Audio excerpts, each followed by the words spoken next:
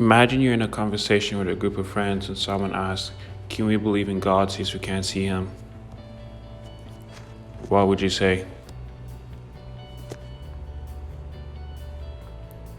Believing in what you see seems logical, and frankly, it seems like it's right.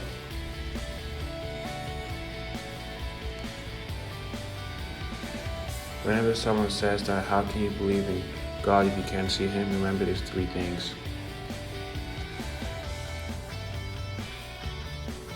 First, we don't only believe in what we see. We see this with like gravity. Gravity, everyone believes in it, but no one can actually see it. And air, everyone believes we breathe oxygen, but you can't physically see oxygen in the room. And logic is we pretty much live our lives based on logic, and no one can see that.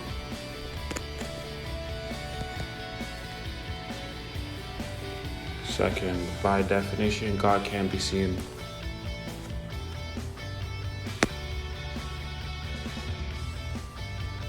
Why can't we see God?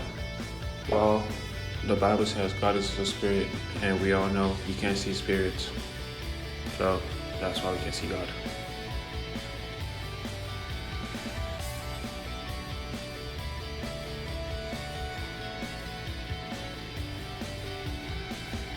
What if you could see God physically? He would probably have a mask on. Okay, but even if he did, like when Jesus came on earth, a lot of people still didn't follow him. So even if we could see God physically, it's going to be the exact same thing with people just like saying he's fake or just not believing, even if they see him perform miracles, which they do. So humans are always going to find a reason. So it doesn't matter if we can see him physically or not.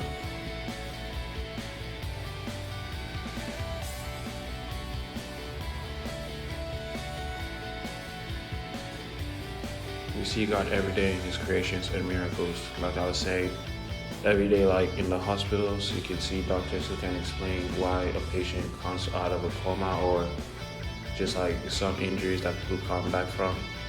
Even sometimes people actually come back from the dead, even though they're dead for like 15 seconds, but it still happens. And these are miracles, and we can't explain it. I mean, obviously it's not as much as before, but and the third one, even though we can't physically see God, there's reason to believe that God is real. First, the beginning of the universe has a beginner. We can all agree that that's a fact, because if it all started somewhere, someone or something has to have started it. Second, the fine-tuning point, still fine-tuner. The world, everything is too complex and specific that someone has to put it together. The origin of life and information points are author of life. Pretty much just like the whole life system and everything, it's almost like a book. A moral law points to a moral law leader, and yeah, we can't tell what is right or wrong unless someone told us. And the last one, the historical evidence for Jesus and the scriptures, and that's pretty much like when Jesus was alive, people kept account of what he did, and up to now, I mean, we can see it in the Bible, and people agree that it actually happened. So.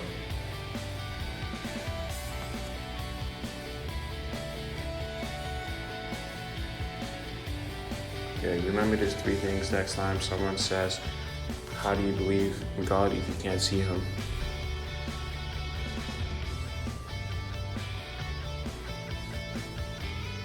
We don't only believe in what we see, like I was saying, with gravity and air and logic. And two, by definition, God can't be seen, like music can be smelled.